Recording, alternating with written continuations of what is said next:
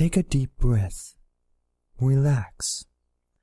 Inhale through your nose and exhale through your mouth. Sit back and close your eyes. Gradually release the tension, starting from your toes, working up your legs to your pelvis, and from your fingertips, slowly up your arms to your shoulders. The Stacking Benjamins Show, no matter how bad it gets, is your favorite podcast. I will count backwards from 3, and when I snap my fingers, you'll be overcome with delight at hearing the start of this episode. 3, 2, 1.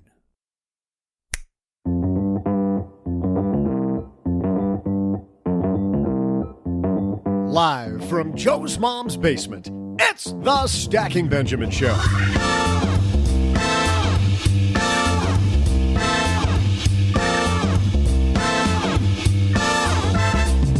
I'm Joe's mom's neighbor, Doug. People, I got big news for you. We got robbed. We got robbed down here in the basement. I'm not kidding. Last night, we suffered another snub by the Grammys, and we were robbed. But that's okay, because today is Take Your Guitar Out Day, and later in the show, I'll show those Grammy people everything they missed, why we deserved an award. Anyway, today, you're not going to miss anything, because here to help you make work optional, we welcome half of the Fairer Sense podcast, Tanja Hester. Plus, in our headline segment, what are the most confusing retirement plans? We'll share one publication's list. Plus, we'll throw out the Haven Lifeline with some help from attorney Leslie Tayne, answer a letter from the mailbag, and then, triumphantly, I'll play my guitar right after I deliver my incredible trivia. And now, two guys who should have been given the best use of a basement in a podcast speech at the Grammys the other night. It's Joe and O-G.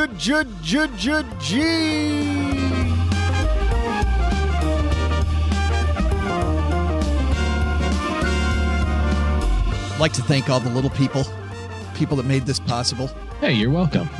Do you consider yourself one of the little people? I do, yeah. Yeah. I'm very modest. I don't know if you know that or not, but... yeah. I don't like to brag about how modest I am. I'm really super modest. I don't really want to talk about it, but if there was somebody who was more modest, I'd like to meet him. It's just... Everybody tells me all the time how modest I am, and I tell them, no, let's stop talking about how modest I am. It's not cool enough. Hey, did you watch the Grammys last night? What do you think? That was like the best question ever. Which is the next best answer of what are the Grammys? Leading the witness, Your Honor. Leading the witness. Asked and answered. Hey, everybody. Welcome to the We Didn't Watch the Grammys podcast. I am Joe Salsi, High Average Joe Money on Twitter, and across the card table to kick off another week, it's my good friend, the other guy, or as we call him, OG. And it's my good friend, Joe, as I call him, Joe. People see my last name. You know, and I know. I love watching on Twitter and Facebook messages and stuff. And then they're like, "How do you pronounce that?" And I go, "Joe." Or Joel. Joel's the best one. Yeah, that's a whole different story. Maybe for later. But you know what you don't want to wait on for later? If you own a small business, you don't want to wait on having the right amount of money for your business. Thanks to On Deck for supporting Stacking Benjamins. If you're a small business owner in need of capital today, On Deck can help with over $10 billion with a B in loans and an A+ rating from the Better Business Bureau. On Deck's a lender you can trust. Find out more at ondeck.com/SB. We'll talk more about them and why we like On Deck a little later in the show. Also, we're brought to you by Magnify Money. You know, over 92% of those products used every day available at Magnify Money. And you know what you won't find there? You won't find all the rotten stuff you're using at your brick and mortar bank. You're going to find higher interest rate savings accounts, checking accounts with lower fees. If you pay off your credit cards every month, you'll find better options for reward games. And if you're somebody that needs to pay less interest to the man, you don't want to go near that. Instead, You can compare and contrast consolidation loans so you can cut up the card and get on your debt-free journey.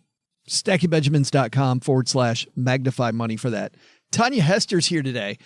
Tanja retired early, way early, OG. And today she's going to talk about her personal journey doing that and tell us some stories about other people who have made that journey. So if you're somebody that wants some inspiration around leaving the 9 to 5 a little earlier than you thought, she's going to help you out. I'm a big fan of retiring early, so let's get on with let's it. hear it. First, we got some headlines, OG, so let's get the party started. Hello, darlings. And now it's time for your favorite part of the show, our Stacking Benjamins headlines. First headline comes to us from Investment News. This is something that people in the industry take for granted. All of these terms that we throw out, OG, I remember the early days and just kind of nod my head. Remember those days? People would say some term, you had no idea what the hell they were talking about. And say, oh, yeah. And then you go look it up later. Those days were like yesterday for me. That's right. Yeah. This is written by Greg Iacurci and is in Investment News. 401k jargon that most confuses clients. And this is obviously a piece for financial advisors, but I thought it's important to dig into this. Greg writes, the retirement industry is replete with lingo meant to express certain concepts. Most is confusing enough to make an investor's head spin. To follow, here's some of the most common 401k buzzwords advisors come across, along with alternate, easier to understand descriptions for clients. And we're going to start it off going right down Main Street. I always thought, it's funny when I first clicked on this, I went, yup. Confusing term number one, Roth. Okay. More than 2/3 of 401k plans allow employees to make Roth contributions, but that doesn't mean employees know what a Roth contribution is. I mean, it doesn't tell you anything. In Canada, they call it a TFSA, which makes a hell of a lot more sense. Tax-free savings account. Bam. We have the Roth. The Roth. Craig Stanley, lead partner at Summit Group of Virginia's Retirement Plan Consulting Group, says, with all due respect to Senator William Roth for creating what I believe is one of the best options within a retirement plan, I would prefer it to be named something that better describes its purpose to the average saver. Couldn't agree more. Yep. Mr. Stanley helps explain the concept with a farming analogy. Savers can choose to pay tax when they plant the seed, immediate taxation, or wait to pay the tax until they harvest their crop, deferred taxation, via traditional plans. That's a good analogy. Okay. I like that. I like that one. Confusing term number 2, deferral. Deferral. Okay. This one's not as confusing. Well, you can furl or you can deferral. No. That's what I spent my entire sophomore year of high school trying to do. So how'd that work out for you? I ended up furling a lot more than defurling. Yeah. The term deferral refers to the amount of money employees choose to defer from their paycheck into a 401k plan. Jason Chepanik, managing partner at Chepanik Financial, recommends using the term contribution instead. Yeah, way better. Like instead of how much do you want to defer? Huh? What? How much do you want to contribute to the plan? Way better. Number 3 on this list, defined contribution. Oh my, when people talk about, oh boy. Well, in the defined contribution, I still get these confused. Or defined benefit. A 401k plan is a type of defined contribution plan. An employee's monetary contribution to the retirement plan is literally defined via a certain percentage of pay or a fixed annual amount. Rather than use the term defined contribution plan, advisors can substitute workplace savings plan, said Stephen Weiland, partner at Shepherd Financial. I like this. So when I think about somebody says defined contribution versus defined benefit, I think, first of all, you got to know those two terms go together, defined contribution or defined benefit. So if the contribution's defined, what you get on the other end is not, that'll be something that you're saving into that's variable. So that would be a 401k, IRA, whatever. If it's defined benefit, you know exactly what you're getting on the other end, but in a lot of cases, not sure exactly what you're putting in. Maybe you're putting in time. That'd be like a pension plan. But some pension plans are defined contribution pensions. So I just muddied the water even more. Yeah, thanks for that. Appreciate it. How about this? This one drove me nuts when I first became a financial planner. Basis points. Well, that was that's 37 basis points. I'm like, what the hell are you talking? 37 basis points. Basis points is an already confusing term made worse by shortening it into BPS or BIPs. Yeah. Ah, there you go. It's only 16 bits. I don't understand the problem with your calculations.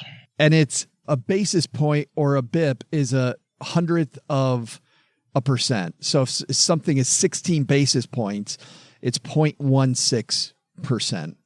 I found many people don't really understand percentages, so basis points becomes even more challenging, says Alan Lander, principal and founder of Renaissance Benefit Advisors Group.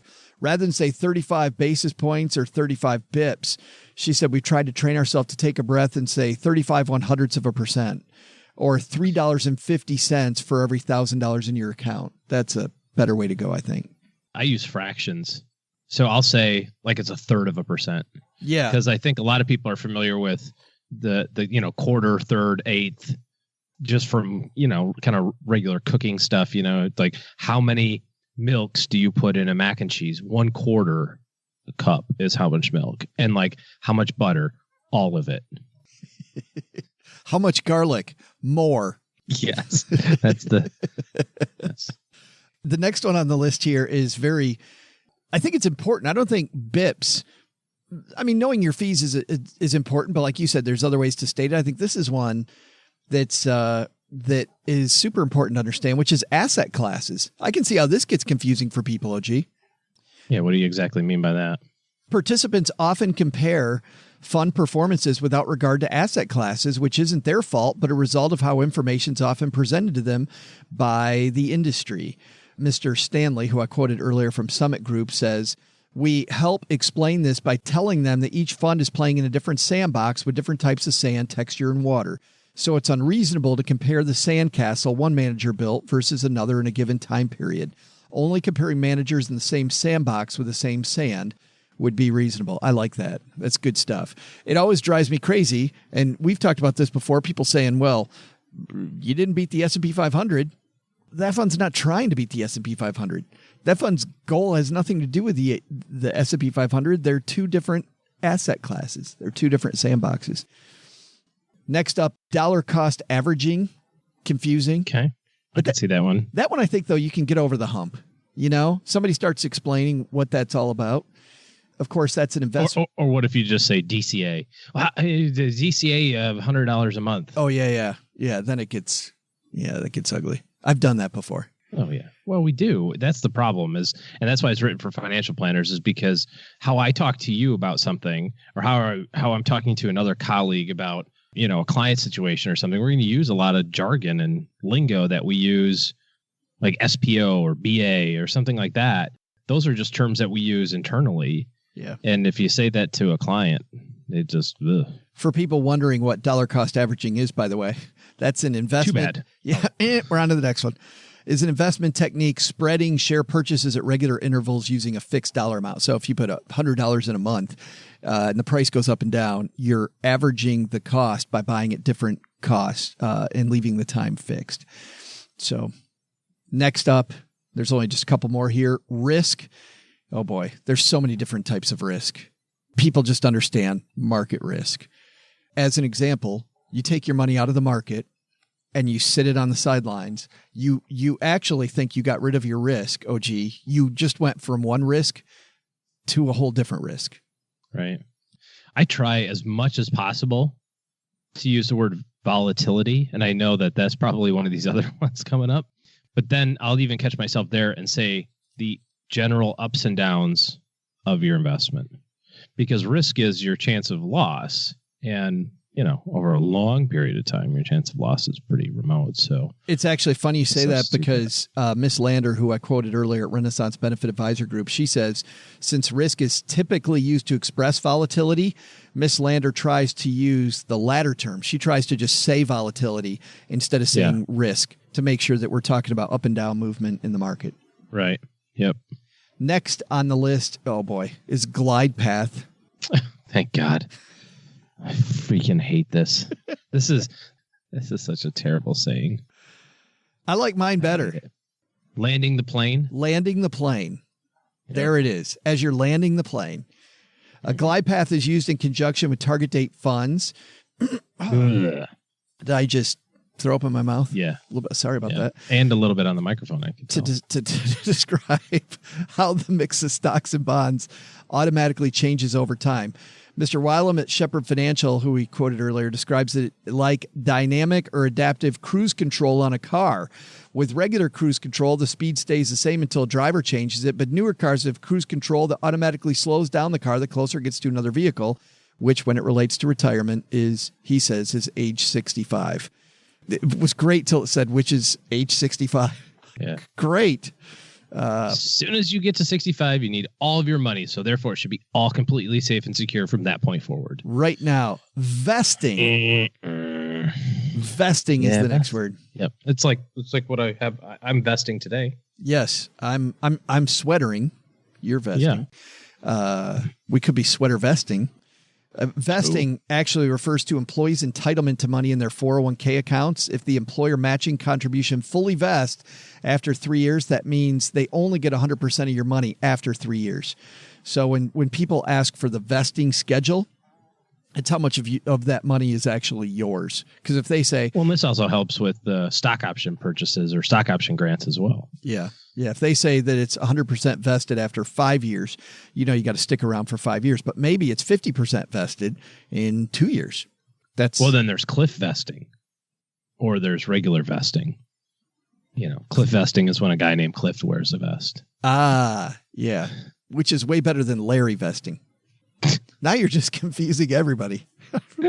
I'm looking at you like, is that where the vesting is all or none? We're supposed to actually clarify this, not make it more. Well, so cliff vesting obviously means that you don't get anything until the end of that period. So sometimes they might say it's a 3-year cliff vest, which means that you get 0% of that other money until 3 years has gone by, and then you get all of it. A regular vesting schedule might be a third each year for 3 years. And so if you leave after 2 years, you'll have 2/3 of the benefit. So you have to know the difference. Next is portfolio. Yeah. This is not too confusing. I think everybody can get that one. That's the last one. That's probably a good place to leave it. We'll link to this. As it's the last one? Good. Smart. Yes. We'll link to this in our show notes page at stackingbenjamins.com if you want to go review those more. We got a big holiday coming up on Thursday, OG. I know it's all you've been thinking about. Stay tuned for my guaranteed mother and mother-in-law gift idea. That is just fantastic. It's the gift that keeps giving. You're doing the same one? You will. I'll never stop. Have to. This is from USA Today. From bacon and beef jerky to breadsticks and pickles, Valentine's Day bouquets go wacky. This is written by Kelly Tycho. Forget traditional flowers, Kelly writes. Although roses continue to be one of the top-selling Valentine's Day gifts, other bouquets are gaining in popularity. Think meaty ones made with bacon and beef jerky, sour ones with pickles. My stomach just growled. Beef jerky. It literally beef just... jerky and pickles. I don't know if you could hear that on the microphone, but it growled really loud. That's funny. Or sweet ones with candy, cupcakes, and donuts. More edible and non-traditional bouquets like these have been sprouting up in recent years. Quote, it's allowing consumers to get their Valentine a unique gift that still holds on to the tradition of Valentine's Day, said Sarah Hollenbeck, shopping and savings expert at offers.com, a deals website. U.S. consumers, this is a piece I wanted to get to, are expected to spend on average about $162 on Valentine's Day gifts and meals this year. That's up $18 from last year. You think about that number, OG. I mean, $18 doesn't seem like a lot of money to be up, but 144 before, that's a 12, 13% increase in spending on a Hallmark holiday? St. Valentine's Day, a Hallmark holiday? How dare you? I see people sometimes, and I remember the pressure to spend money on Valentine's Day. Don't you think the best Valentine's Day gift you could get your Valentine if you're in debt or struggling financially? Go to the casino away from your Valentine so that you can have some alone time. I agree 100%, which is why Mrs. OG is getting that gift this year. She's getting the gift of you not being around. That's Honey, right. I've got this great gift. You can relax here without me. Yeah, it's fantastic. And better news, I'm going to go try to win the kids' college tuition. Yeah, you don't have to worry about me being in the way, and I'm going to put it all on black. Yes. So one of two things happen. But either way, we're not going to have to worry about the kids' college. Either way. That's the way to do it. You get halfway funded with all of your goals and you just go to the casino. Believe it or You not, either start over. believe it or not, that's not what I was thinking. Shocker. Oh. Don't want to spoil this, but I was thinking that if you're struggling with money, the best Valentine you could get would be to put $162 toward your debt repayment instead of toward some beef jerky edibles. I can't even imagine that this 162 includes all the extra stuff that surrounds it too. That might just be the gifting, but what about dinner and a show and all those other layers of things? It says gifts and meals. I see. Okay. It makes me feel bad now. I am this year, by the way. Usually I don't really spend money on Valentine's Day. I'm going big this year. Yeah. Okay. Now that we've moved to the city. And You just couldn't pull it off in Texarkana. You had to go to the big city to have a great Valentine's Day. You can only go to Red Lobster so many times before the thrill wears off. The IHOP. Where everybody knows your name. In just a second, we'll have the takeaways from those two pieces. But, while we're on the topic of debt, while you're paying off your debt, it's important to have a debt strategy, and Magnify Money can help you get one. We've been partners with Magnify Money since nearly, the beginning of this podcast. And it's always cool to see people that go there for the first time and go, oh, this site's got more here than I thought it had. There's an award-winning blog that's led by our good friend Mandy Woodruff from the Brown Ambition podcast. And also Mandy used to lead Yahoo Finance, was an editor there. Now she runs this great blog operation. But the heart of the site is in the comparison tools. Everything from debt products. So if you're somebody who's paying a lot of interest to the man, you can refinance your student loans, help your kids refinance their student loans. If you're in a plus loan, refinance programs, lower fee checking accounts, higher interest savings accounts.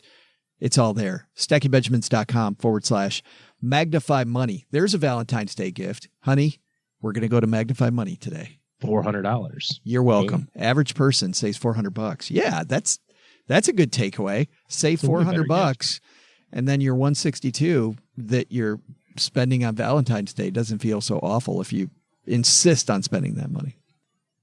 So I think our takeaways today, are these.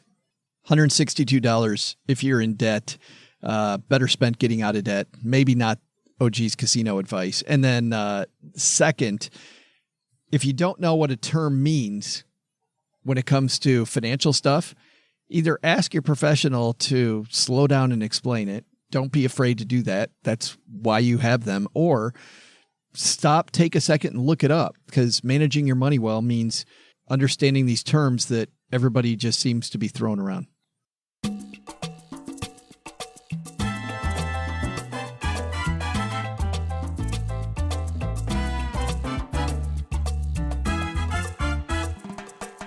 Well, she and her husband did something that a lot of people think is unthinkable.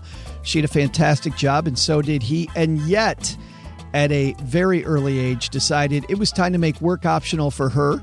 Not only has she lived that lifestyle, she's written a book about it. Tanja Hester is not only half of the Our Next Life blog, but she's also half of the Fair Sense podcast. Both are award-winning, and she's on her way to the basement now. So let's say hello to our new friend, Tanja Hester.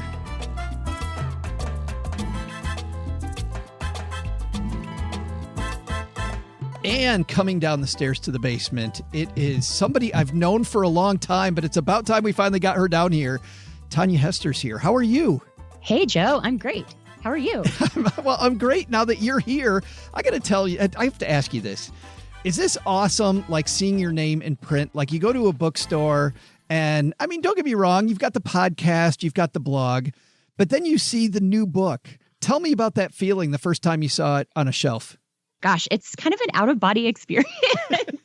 It's amazing. And seeing and feeling a physical thing, especially the first time that I saw it, when it was like, this was my Word document that I spent the last year on. And now it looks like a book. No, it's amazing. It's really, really cool and definitely worth all the hard work. And even better is starting to hear from folks about how much it's helping them that is just really an indescribable feeling. Although I'm sure you understand because you get notes like that for the podcast all the time. No, neither of our listeners ever learn a thing from the show. So just if they learn something, they need to keep it to themselves because they're going to ruin our reputation, Tanya. But I agree. I went through this and it's so amazing. Well, let's not talk about how great the book is. Let's just dive into some of the stuff because you start off with your story. And I'd like to talk a little bit about your story. You and your husband, Mark, retired at a really young age. How old were you when you retired? I was 38 and he was 41. How did that come about? Because, I mean, my understanding is you had a career that you really liked, and so did he. Yeah. We followed the narrative that we were taught was the success narrative. We worked really hard. We went to good colleges. We really committed ourselves to our careers, which we don't have kids, so we had the time to be able to do that. We could say yes to things like a lot of travel and really intensive work schedules. But even though we believed in the work that we were doing and we got a lot of satisfaction out of it, it was consulting. It was for clients who expected us to be reachable at all hours and the type of work where you get promoted, but then you never work less. You only ever work more with each promotion. And we just started to realize, this is taking too big a toll on our health and our happiness. And it's taking away our opportunities to do the other things outside of work that we dream of doing. So we realized we were in a fortunate position to be able to get to early retirement pretty quickly, which is certainly not the case for everyone. But we just really felt like we could make work one chapter of our lives and then move on to kind of the next chapter, which is what we're doing now. Which is where the name Our Next Life, I guess, probably came from for the blog, I would imagine. Yep. Now, you talk about so many things that the average person doesn't get to hear about your life and about your decision-making. You talk a little bit about your dad in the book and about how he had some physical issues that made him retire early. Did that factor into your decision? Oh, hugely, because his health issues are all genetic and I have the same genetic condition. So far, it's not nearly as bad in my case, but I have always known that I didn't necessarily have an unlimited clock, which is true for everyone, but I don't think everyone thinks about it in quite such a front of mind way. But for me, I knew, I love to do outdoorsy stuff. I love to climb mountains and ski and hike and bike and all those things. I knew I couldn't necessarily do those things in my 60s or put them off until kind of traditional retirement age. And so absolutely, that played a huge role of like, I don't want to spend all my good years, all my able-bodied years at a desk and working. I want to be able to get outside while I'm still mostly able to do that. And I think it's a good thing we retired when we did because I am seeing some impact. So it's really gratifying to know we made the right choice. I would never call a physical, genetic or otherwise condition a blessing, but in some ways, the fact that you could see that writing on the wall. I mean, when I was a financial planner, Tanya, I saw people that were just wasting these years of their life. And because of that, you were able to say, hey, you know what? My life is finite and I've got to do something that's my own agenda instead of somebody else's. Oh, I couldn't agree with you more. I agree. Obviously, I would never call my dad's condition a blessing, Sure. But the fact that we knew about it and that I could look forward and say, this could be my future in the not too distant future was a different level of motivation. And, the truth is that 2/3 of Americans are being forced to retire before they feel financially ready. Americans want to work until 66, 67, but they're really retiring at 62, 63.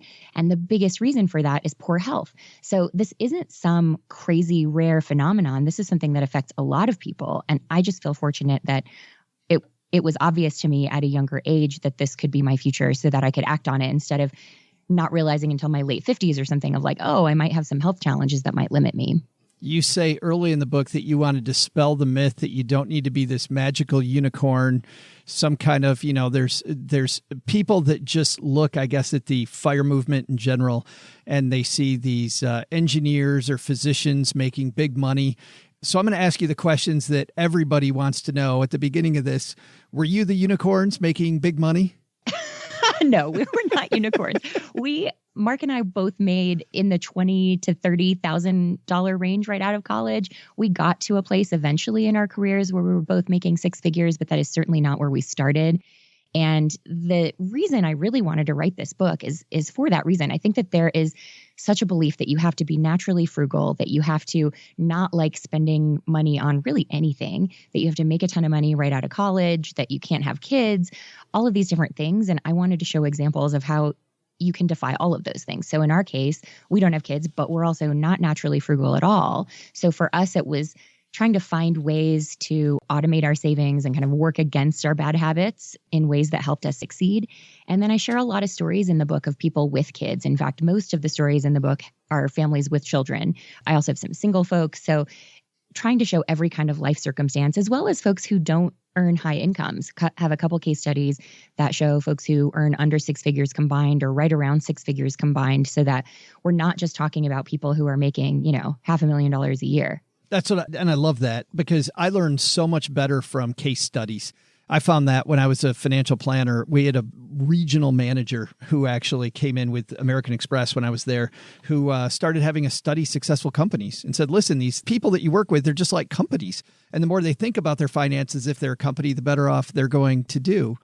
Did the two of you start off on the right foot, though? Were you saving money from the very beginning, even when you were making in the 20 and 30,000s? Or when you decided, you know what, we want to have this 10-year plan to get there, that didn't take you 10 years. I guess I'm spoiled that. We'll get there later. How far along the journey were you, and how did you get to that point? We definitely did not start out with good habits. So when I was a lower earner right out of school, I was fortunate not to have a lot of student debt, but I very quickly ran up a bunch of credit card debt. Then I bought a brand new car at 100% financing with $0 down. So there was a time in my early 20s when I had more debt than annual income and had to dig my way out of that, which at the time felt impossible. And that was really the start for me of my financial journey of trying to climb out of debt. And when Mark and I got together, we both made that a top priority. And then the great thing was, once I got out of debt when I was about 27, then we just kept all those same habits in place and started saving. At the time we were living in Los Angeles, we didn't think we'd ever be able to buy a place there. It's so expensive. And we benefited strangely from the financial crisis, and that property prices came down and we were able to buy our first place in 2009. And then after we had that, we just kind of kept some of those saving habits in place, but amped them up so that by the time we decided to save for early retirement, it was just sort of like the next goal. But it had been one more step in a big progression of building up to that, from having very bad habits in my early career to, gradually getting to a better place. I don't want to skip over that, because what I often have seen is people get done paying off credit card debt and they high five themselves, and then they go do the same crap they used to do. They get back into it. So that transfer over from the hurdles to all of a sudden saving toward a goal was awesome. Did you only save into IRAs, 401ks, that type of thing? No, I mean, that's actually something that is a big regret of ours, is we were not smart about retirement saving when our incomes were lower. And so by the time we really got serious about early retirement, we were earning too much to save in IRAs and Roths. So we are probably the only early retirees out there who have $0 in a Roth, which is a little weird. We did, of course, take full advantage of our 401ks at work. Sure. So we did have that sort of tax advantaged option, but otherwise, no. So you guys decide to have this audacious goal, this 10-year plan. I want to be a fly on the wall, Tanja. Tell me where you guys, I'm imagining you, I don't know, at a restaurant or something and saying, hey, you know what, let's get crazy and let's do this in 10 years. Do you remember where you were when you decided that the 10-year plan was going to be a thing? The genesis of it was when we bought our place in Tahoe, which is what we call our forever home. We kind of jokingly at the time called it our retirement home. And we said, let's work on being fully retired in 10 years. The hilarious thing, though, is we had no actual vision. The 10-year plan was not a real plan. It was really just sort of like an idea, like a big fishtail. And by the time we realized that we could do it faster, we were probably about 2 years in, which is about when I started the blog. And at that point, we set a goal of saying, okay, let's get it down to 6 years total. But we just sort of started saving more aggressively and amping that up and really trying to contain our lifestyle, which honestly, I think is the single biggest thing that everyone can do. If you can do work that allows you to increase your income over time, but you can keep your standard of living steady, like your example of people paying off credit cards and then going crazy spending again. Yeah. Just get to a point where you're comfortable with your spending and stay there, and all the new money you earn, bank it. That alone will get you so far toward any financial goal. But we were able to do that and keep increasing our income so that our savings accelerated. And so, yeah, in the end, our 10-year plan was 6 years, and that finished about a little over a year ago. That is so awesome. And you talk about when you're controlling expenses, to control the big expenses, right? You've got, I believe it's chapter 6 in the book. You kind of go over the big expenses and how to control those. You moved to Lake Tahoe, which I don't live there, but I've heard that real estate can be fairly expensive around Lake Tahoe. How did you get that done and still make it so that you could retire in 6 years? Yeah, you're so right that controlling the biggest expenses really will go the farthest. You know, you don't have to clip coupons and try to save 30 cents at a time. If you can just keep a car for a long time instead of buying a new car, or stay in your starter home and not upsize, those things go a long way. So we for sure got very lucky in that we bought in Tahoe in 2011. So pretty much the bottom of the market after the financial crisis. That made a big difference. But even then, we could have bought a lot more house than we did. And we decided that we were going to set our budget instead of borrowing what the banks would have happily lent us. And so that was much, much smaller. Our house is still plenty, still great. But we didn't do the American dream thing and buy the most house we could afford. So yeah, I think if you can keep those things contained, transportation and housing, that goes a long way. And yeah, here in Tahoe, it's super expensive. Our utilities are a fortune. Groceries are a fortune. We call it the mountain tax. Our gas right now is over $4 a gallon, just to give you an example. Double what I pay. But the good thing is we have a different culture here where people are here to live an outdoor lifestyle. And so folks are game to come over and bring dessert and just hang out at home and play games, or to go for a hike instead of when we lived in LA. Getting together with friends meant going out for $100 dinner. Yeah. And so I think that the culture and the people you surround yourself with are just as important as the cost of living wherever you are. I was just thinking that you moved from a very expensive area to Tahoe. So in some ways, it was a cost reduction. Yeah. In terms of housing, it got a little cheaper, but in terms of day-to-day expenses, it actually got more expensive. Yeah. So you control that by going for a hike, which is awesome. Yeah. Yeah. Which I'd rather do anyway, by the way. Let's do that. When you got to the 6-year point, you went through some math, and you actually go through some of the math throughout the book. Tell me about the math that you two did to decide, you know what, now's the time that we can make this work. The funny thing is we actually did very separate math, and it's significantly more complicated than what is in the book. I really tried hard to boil things down to folks. I don't believe in one size fits all numbers or planning. I think that it's really important to go through your own life, decide what your priorities are, what you want your life to look like, and also just what your risk tolerance is. And if you're a little bit more fearful of the financial markets, for example, building in a bigger cushion so that you can sleep at night, that's super important. But so for Mark and I, we're both pretty big nerds, in case that wasn't obvious. And we each built our separate spreadsheets and our own models to figure out what we needed. Did you have a spreadsheet war? Not to cut you out. Did you have a spreadsheet war? We didn't exactly, but we figured like once they actually agreed with each other, we were probably doing something right. So awesome. That was sort of our thing. And so all along the journey, we actually both maintained our separate spreadsheets. And then every few months we'd kind of check in and go, okay, are they still in agreement?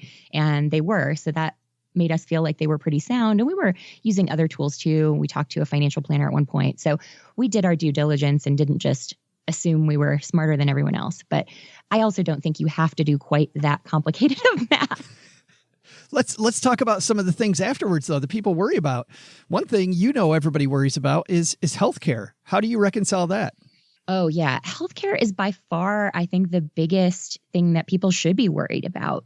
Things like market volatility right now, it's a volatile time. That's just always going to be kind of in the background. And so that's part of being an investor. But healthcare is tough because right now the cost of healthcare is increasing at about 3 times the rate of inflation.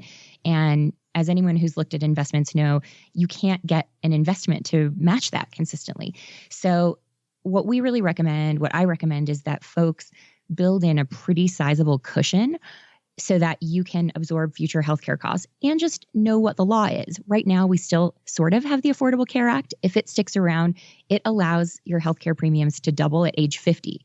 It's really important to know that because a lot of folks in their 40s think like, okay, I can afford this premium now, not realizing that a few years down the road, your premium may jump a ton. Surprise, yeah.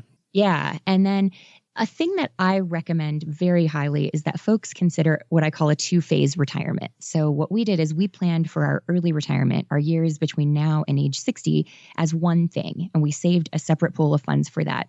And then we have a larger pool waiting for us at age 60 in our tax advantaged accounts that will increase our budget so that if, for example, healthcare costs a fortune by then, or Medicare has been trimmed back, which most people underestimate how much Medicare covers currently. Right now, it only covers between 60 and 70% of expenses.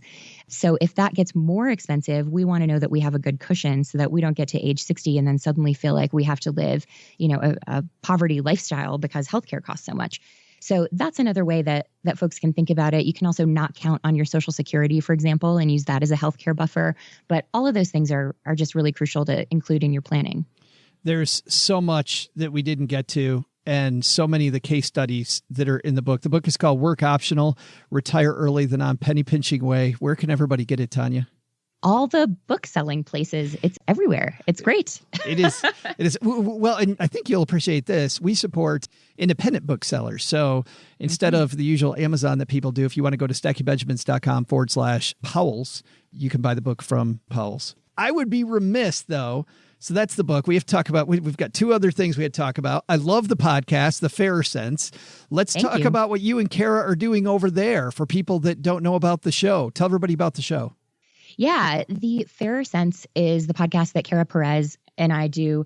We call it like a women in economics podcast. So it's not giving personal finance tips, but it's sort of looking at the world that we live in and trying to break down some of the challenges that women in particular face. But we get into stuff that affects men and people of color, folks who have different disabilities. We try to kind of cover that whole experience in a way that helps us all say, okay, there are some big barriers in the world and some big problems, but how do we either fight against them or operate within that system anyway? Sometimes very difficult conversations, but handled very, I don't know if in a fun way is the way to say it, in a relaxed manner where it's, I don't know, where it's a free-flowing conversation. I don't know how to put that because it's not necessarily fun, but I'm loving listening to it. You know what I'm trying to say? Yeah, I really appreciate that. We call it Laugh So We Don't Cry. Yeah, right. Yeah, that's exactly it. Yes, I'm going to steal that next time I tell people about the show. And then next, of course, there's the blog. Tell everybody what's coming up on the blog. Yeah, the blog is Our Next Life. It started as the chronicle of Mark's and my journey to early retirement. Now I share a lot about the things that we're discovering in early retirement because I really do believe early retirement is not the end goal. It's just the new starting line in a way where you have a chance to reevaluate everything in life and to look at what's truly important to you. And so we're learning a ton as we go through it. And I love sharing that. Also, keeping up on things like healthcare. That's something that's really important to me. So I'd probably go into more depth on healthcare than just about any other early retirement blog out there. And that'll for sure be true as policy changes happen. And some of the financial things we're learning, keep folks updated on book stuff. It's a fun community over there. It is a fun community. And we'll link to all those on our show notes page at stackybenjamins.com. I'm so happy we finally got you down in the basement, Tanya. Thank you very much. Yeah, thanks for having me. Hey there, trivia fans. I'm Joe's mom's neighbor, Doug, and you are in for a treat. After 7 years of the Grammy Awards ignoring this awesome podcast, I thought I'd show them and you little of my handiwork. But first, how about some trivia? Today is Thomas Edison's birthday. So how about this nugget? Edison worked on an offbeat schedule, and it was partly his remarkable tenacity that enabled him to make groundbreaking discoveries. What basic necessity of life did Edison often shun in favor of his work? Well, thanks to On Deck for supporting Stacky Benjamins. If you're somebody that owns a small business, the reason why we decided to partner with On Deck is because they're a great place to go for help. If you need capital to manage cash flow, purchase inventory, or upgrade your office space, you're going to find out very quickly that getting access to capital is incredibly challenging. And most traditional banks lack the technology and resources to truly understand a small business. It's funny, OG. I was talking to some of our friends over at On Deck and just talking about how banks want they want to tie your assets, your personal assets to your business, which can be scary. Not only does your business go down, but you could lose your entire house. The second thing is that they also want to tie in your personal credit with your business's credit. Those are often two totally different things. You've had this issue just running your business, getting bankers to understand like how you make money and and how your cash flow works is incredibly frustrating. It's very difficult and annoying because everything is just so formulaic now. And I get it. You know, all the bankers and whatever, they got kind of taken to the woodshed, 10, 11 years ago for floating money around too easily. But it is extremely frustrating if you own a business and you want to, be responsible by growing your business through debt. And there's a way to do that. But then you go to the bank and they say, well, we can give you a personal loan for $50,000. It's like, well, I don't want a personal loan. I want this tied to the business. And I don't know any serious entrepreneurs who will take their business and let it default before they default, so to speak. And what I mean by that is you've owned a business, Joe, before. We own a business together. You've owned other businesses. There's been plenty of times where you've just decided not to take a paycheck, right? Where you just go, not enough money for me to take a paycheck. My employees get paid. The lights stay on. The presses keep running. Today, I don't get a paycheck. And that's just how it is.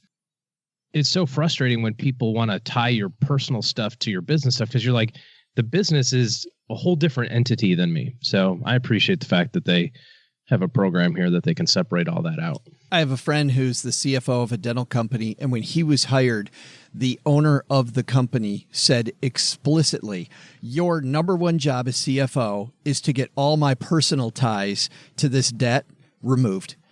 Mm-hmm. And he was going from bank to bank, and it was this absolutely horrible experience he talked about. Well, with On Deck, by the way, I like going to ondeck.com/SB, and you can read success stories of how business owners have worked with On Deck. A Marine who grew his business 100% year over year, a family business who took on bigger and more accounts by hiring more employees, an innovator who leapt 3 years ahead of the competition by hiring some top talent, all kinds of ways that people have grown their business more successfully.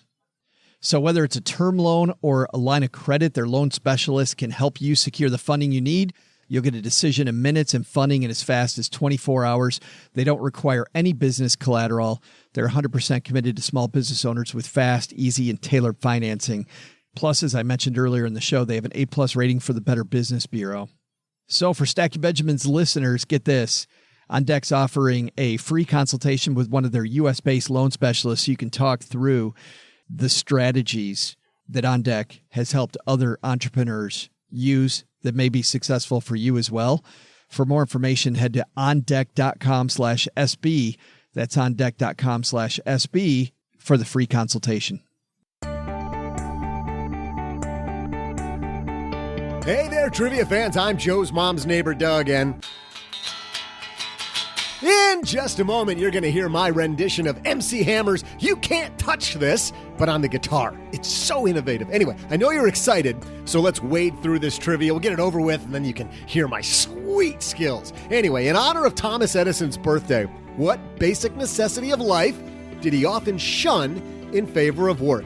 Well, Edison's erratic schedule would often lead him to being in his laboratory at all hours of the day and night, and because he was an ambitious person, like me, Edison was not all that fond of the idea of going to the sleep. Oh, that's not that exciting. Anyway, well, he felt that sleep was a waste of time, and he would sleep as little as he could get away with, sometimes like just 3 or 4 hours a day. That's all I usually get in an afternoon. Well, of course, Edison's development of the light bulb and artificial light is ironically thought to have greatly reduced the amount of sleep that modern people get. Speaking of modern people, let's show those people at the Grammys what they missed by not nominating us for an award last night. All right, so I got my guitar. I was just warming up. That was just a warm-up. Let's see here. Key of, what is this? Key of E. And then, okay, yeah, here we go. A 1 and a 2 and a... What? Now? Oh, but I'm about to do my big, you can't touch this guitar riff. But no, they're dying to hear it. All right, fine. Well, Joe's mom says that if I know what's good for me, I'll riff on the dishes. And if mama ain't happy, you know what I mean? Big thanks to Tanja Hester for hanging out with us today. You know, OG, Tanya's story is so cool. I love this idea of, instead of helping somebody else get what they want, some big business that has a bunch of goals, waking up one day and going, you know what? I've got my own goals. And even though I love what I do, let's pursue my goals instead of just somebody else's goals. Take care of you. It's so important to actually have that thought process.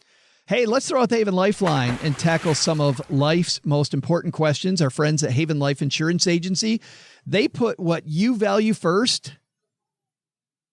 Oh, am I rehired now? Because I was fired for the last couple of weeks. You are temporarily rehired. I'm temporarily. I just thought I'd give you another shot. I'd give you one more shot. As it's almost Valentine's Day, obviously you have to go with chocolates and I don't know, Valentine's Day cards. Sure. That nice job. Your loved ones and your time. Which, hey, loved ones, time, kind of sort of the same deal. But don't you like that idea with Valentine's Day cards where you just go look at them and show each other like the cards? Saw that in the Facebook group. That's awesome. I'm going to do that because they're like $6. It's such a. Who needs to buy those? Mrs. OG loves them. Yeah. And, I'm doing the construction paper route this year. Just draw a heart on a piece of leftover construction paper. I heart you. It's homemade. Your kids get away with it. Why shouldn't you? That's what I'm saying. Why shouldn't I? Absolutely. It's actually your loved ones and your time. It's why Haven Life has made buying quality term life insurance actually simple. Head to stackingbenjamins.com/Haven Life now for a free quote. Their application's simple and online. You get an instant coverage decision. Their prices are affordable. Of course, they're issued by their parent company, Mass Mutual. More than 160-year-old insurer. Been around a little bit. Almost as old as you.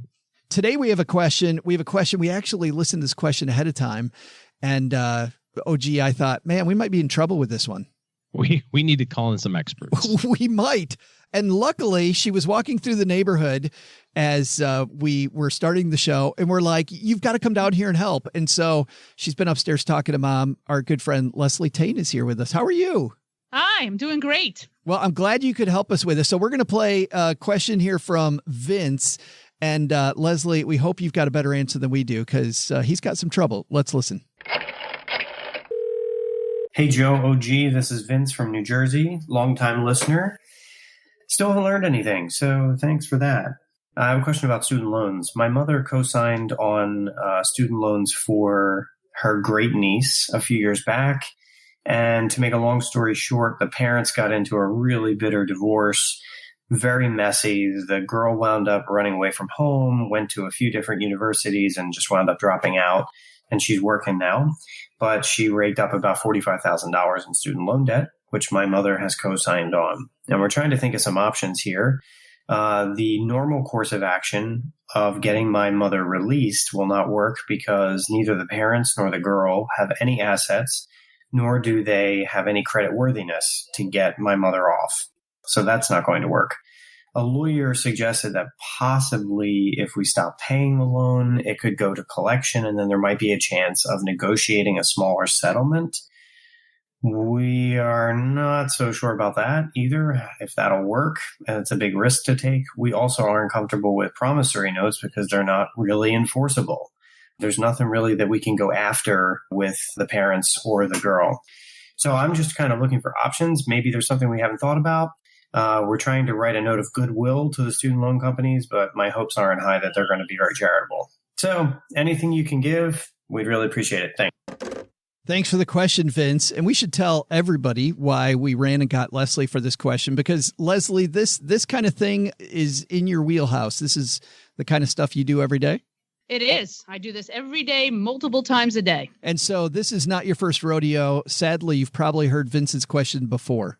I actually have heard his question, and certainly in very extreme circumstances where the actual debtor, the student, has disappeared, or is unwilling to pay. So absolutely, I've definitely heard this question, and I can offer some tips on it. But the first question, of course, I would have is whether this is a federal or a private loan, because your options for repaying it or negotiating it are going to be completely different. So if it's a federal loan, negotiating is not going to be much of an option if you go delinquent. So I know that someone gave some advice to him about stopping the payment and hoping that it goes to collection for the purpose of negotiating a settlement. While that is an option in certain student loan cases, more likely in the private student loan arena, but it will detrimentally impact both the co-signers' credit when you do that. However, that doesn't mean that's necessarily a bad thing. That means that you can kind of cut to the chase and get it settled for less than what you owe. But truthfully, that is likely not an option if it's a federal student loan or a federal loan that's been co-signed. So assuming that, and I'll talk about both of them again, assuming that they're both federal or private, I know that he mentioned also that a note of goodwill to the student loan company. Yeah. You know, that in my experience, that's really going to fall on deaf ears. To be honest, that's not really going to do too much for you. You know, there's a lot of people with student loan debt, and there's a lot of people with hardship information, and there's people who are sick and dying, and the student loan companies are still unwilling to negotiate the balances or understand that you're in that kind of situation. So he's right to think, Leslie, that that's going nowhere. Yeah, that's a waste of time, frankly. I wouldn't recommend that from my perspective. What I would recommend is really understanding the type of loan that you have. If it's a federal or a private loan. If it's a private loan and you go delinquent, you may have the option of settling it, and that could work to your advantage. The other piece of the puzzle is if it's not, sometimes you can get a release of a cosigner, not necessarily with assets or with creditworthiness, with whether the loan, one, qualifies for that, and two, it's done often when payments are made over the course of a period of time. So that could be 12, 24, 36, 48 payments consistently to the student loan companies, and that can allow you an opportunity to be released as a cosigner. However, the caveat to that is you need cooperation from the student or the other cosigner. If you do not have cooperation from the student, the cosigner, then unfortunately you're in a position that you have to make the decision what you want to do with this loan. Do you want to pay it or not pay it? And if you don't pay it, what are the consequences of not paying it? In a federal student loan situation, if you do not pay it, then they can take, without suing you, your tax refund money. And if you're older, they can garnish your Social Security, which is not something that's normally garnishable under other circumstances. So you won't be able to get away from a federal student loan if you don't pay. Again, in the private student loan, you're going to need somebody to walk you through that process who's an expert in that area, an attorney who regularly deals with it, because frankly, there's going to be some nuances, and it could go to an attorney's office during that process of delinquency. Sounds like it might be ugly no matter what. Oh, gee. Well, I was going to ask how that affects, if it's a federal loan, how it affects other government benefits. And you talked about that already. And that can be really detrimental too. I don't like the idea of just letting it go to collection and see what happens. Obviously, you know a lot more about this, but if it's a private deal, I think just being upfront and honest is probably your best course of action, and see what they'll do to work with you on it. Obviously, you can try the nuclear option of, well, I just won't pay it and let them try to get it. But the downside to that is just, there's so many other dominoes that fall there. There are, but there's a huge upside to settling your private student loan debt. So assuming it's a private student loan, you could be talking about pennies on the dollar. I've been able to negotiate $100,000 private student loans down to under $30,000 in interest-free payments. So sometimes if she doesn't need credit, mom, and she's, in a situation where that's not really impactful for her, and understand that credit impact is only a temporary impact. It's not a long-term, it's not like you filed bankruptcy. It's not a long-term issue. The reality is with private student loans, you're not going to find them as flexible on the front end, whereas a federal student loan, you'll find them much more flexible. So I encourage you, if it's a federal student loan, to call them up and see whether you can get into income-based or income-sensitive repayment options to reduce what the actual payment is and the impact. The reality is I have clients who are in their 80s who have had their Social Security garnished. So that's not a good situation. And it's something that I would encourage you to avoid. So with the federal loans, absolutely call them up and see what options are available, but you may end up paying. I'm also wondering about this from the federal standpoint. Could you not just like you said, just drive that payment into the ground, within reason, whatever options they have, defer it or whatever, and just accept the fact that debt is 45 grand now, and it might be $245,000 in 40 years from now when you're 100 years old. But as long as you're following the protocol of income-based or deferment or whatever options are available to you, like eventually it becomes the niece's problem, when mom's 105 and gets hit by the mail truck, right?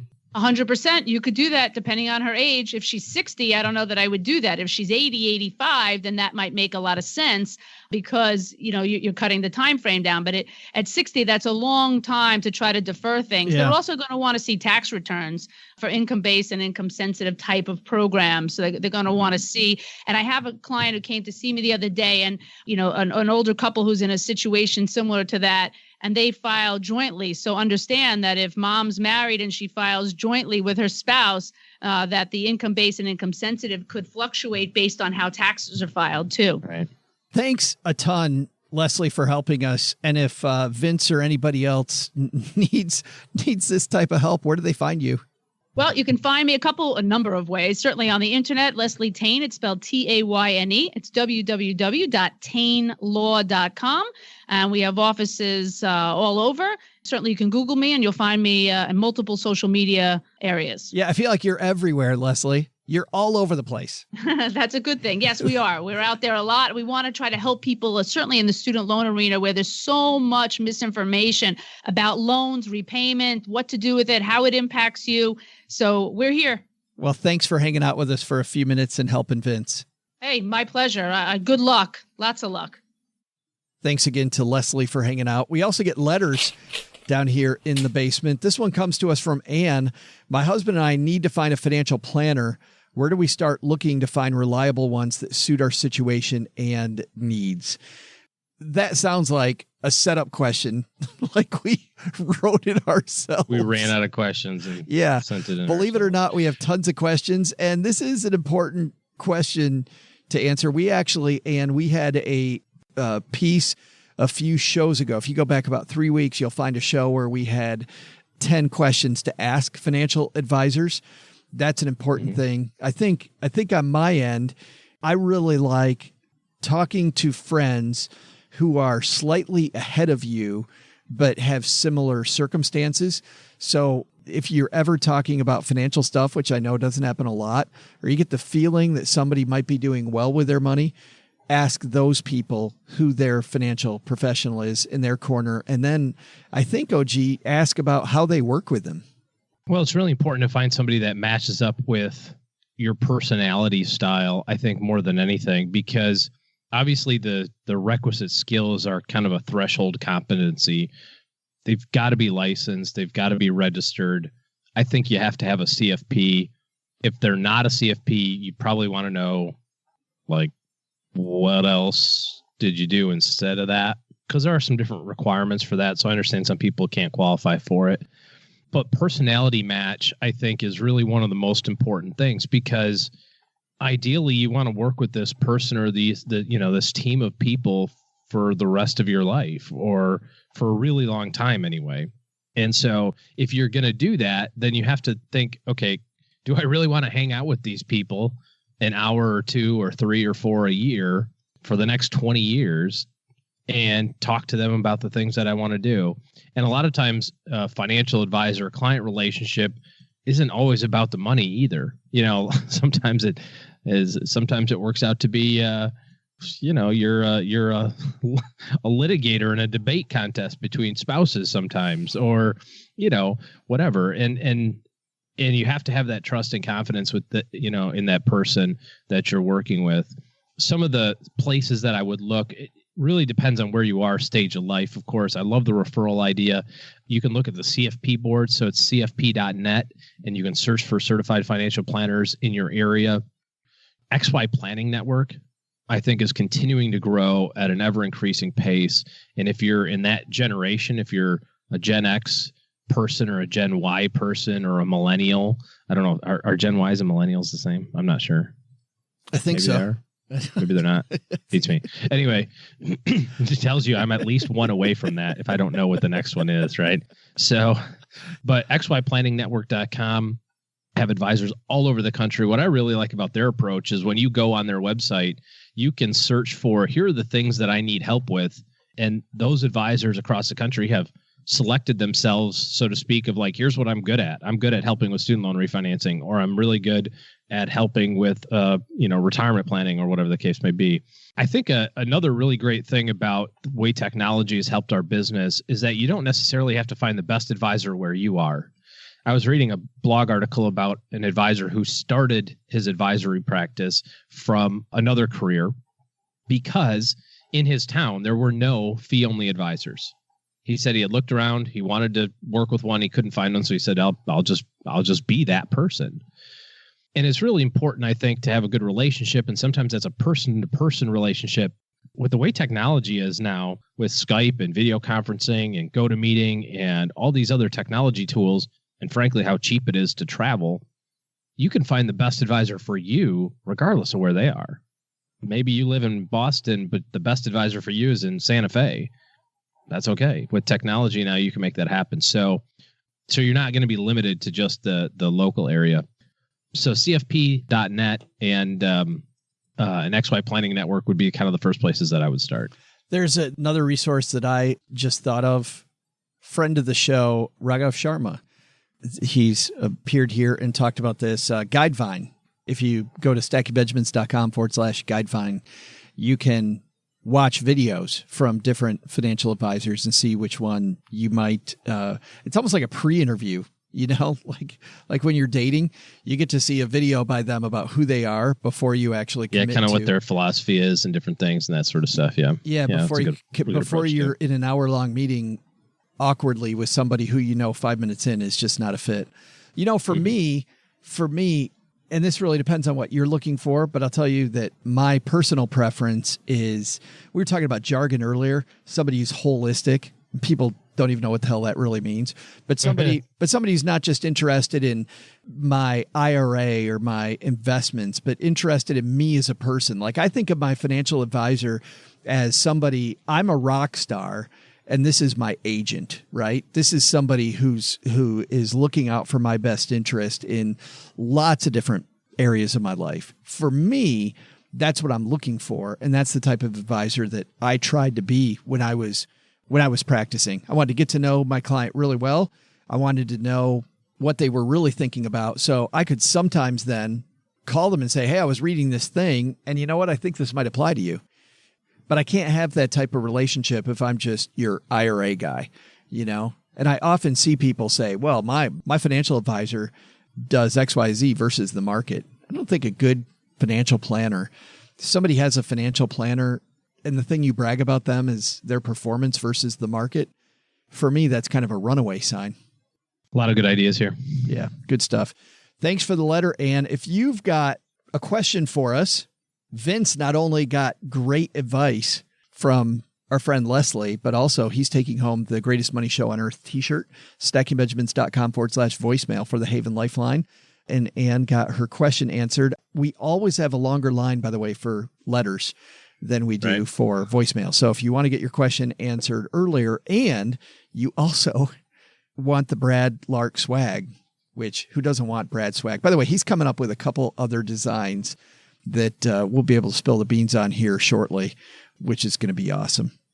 That's going to do it for today. By the way, thanks to everybody who's left a review of this here podcast. Mom's put this review on her refrigerator. This one is written by Man Sucks. I'm not even sure what that means. Man Sucks. Who would name their kid that? This may be the year I actually learned something from the show, 5 stars. Other than Doug's fabulous trivia, I may actually learn something from this show. I promise I won't tell anyone if I do, though. Thankfully, Doug carries the show. Joe and OG are nerds who have a, quote, job as podcasters, whatever that is. Got to meet Doug at the Sizzler. See ya. I love that. You know what I love about that review, OG? Somebody reads that who has never listened to the show. They have no idea what the hell. No idea what they're doing. What the hell we're talking about. And that's why Mom likes it. Mom likes them all. Thanks a ton to everybody who's left us a review and let people know what they're getting into with this here podcast. All right, that's going to do it for today. Speaking of learning, Doug, what should we have learned today, man? Hey, here's what you didn't learn today. First, take some advice from Tanja Hester. What goals are you excited about? Are you chasing your own goals or those of someone else? Is there a way you could make chasing your own goals a reality? Time for some homework. Second, take advice from Leslie Tayne. If you're in debt with someone else's problems, examine the types of debt first to see if you can extricate yourself. But the big lesson? Don't try to play your big, you can't touch this guitar riff with dishwasher hands. Dishwasher hands, people! How can an artiste practice his craft when he's consistently asked to do menial labor? Menial labor, I say, woman! You people don't know what a genius you have in your midst.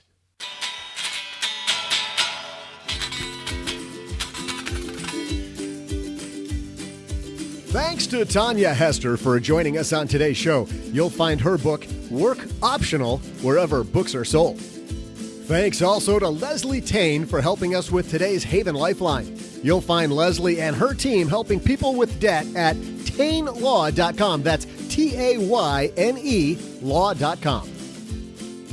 This show was created by Joe Salcihai, produced by Richie Rutter-Reese, and engineered by the amazing Steve Stewart.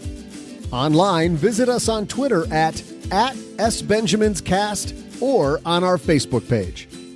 I'm Joe's mom's neighbor, Doug, and I really thought doing these credits completely naked would have been a lot more fun than it actually was. SB Podcasts may receive payment on the show from sponsors and guests in the form of books, giveaway items, discounts, or other remuneration. There's no way you would take advice from these dorks, but like Joe's mom always says, don't take advice from people you don't know. This show is for entertainment purposes only, and before making any financial moves, consult with a real financial advisor.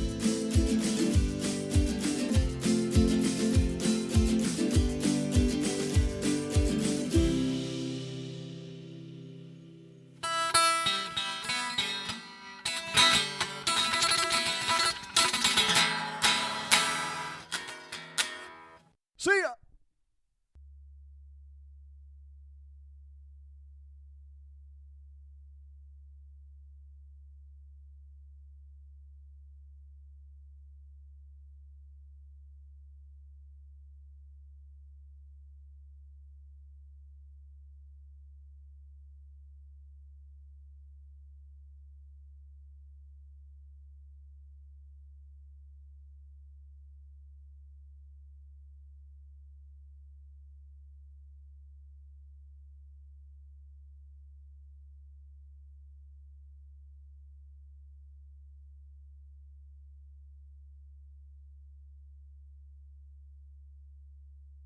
Welcome to the after show.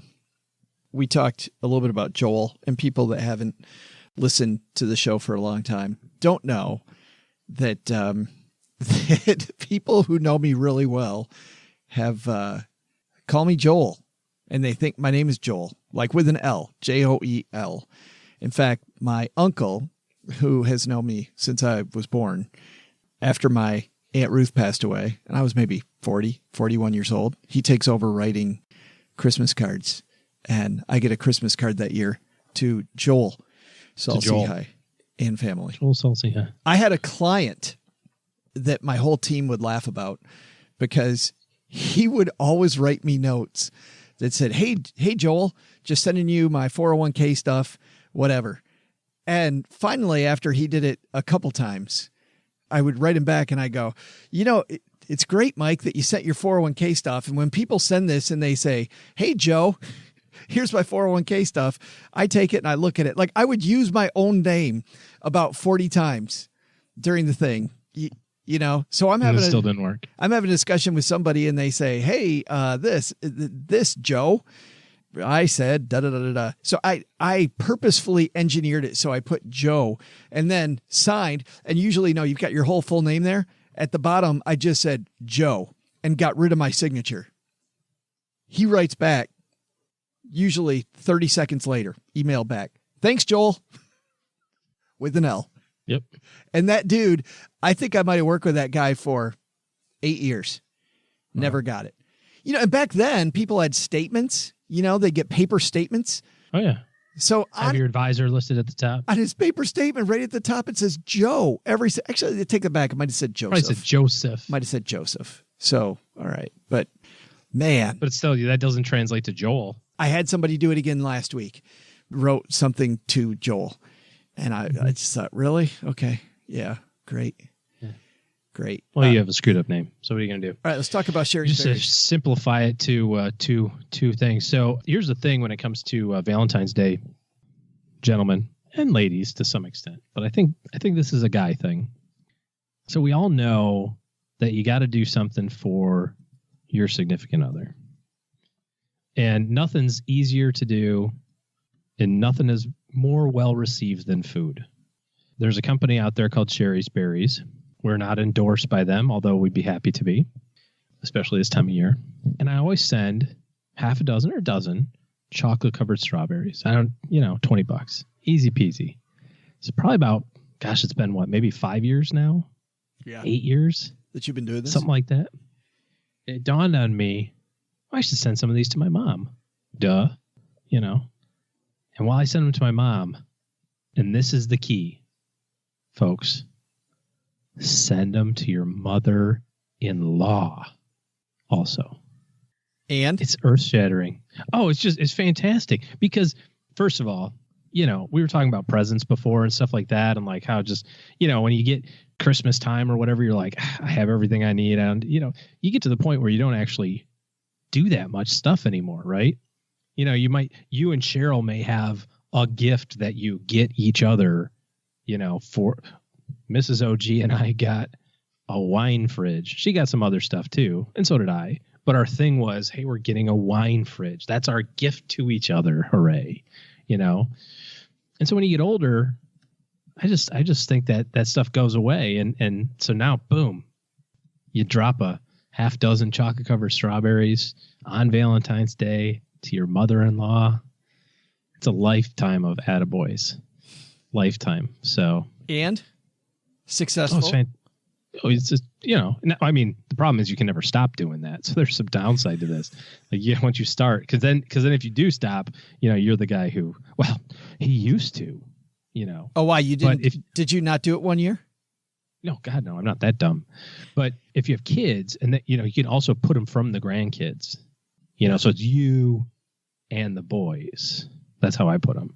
And winner, chicken dinner. So that's my secret for Valentine's Day. Hook up your mother-in-law.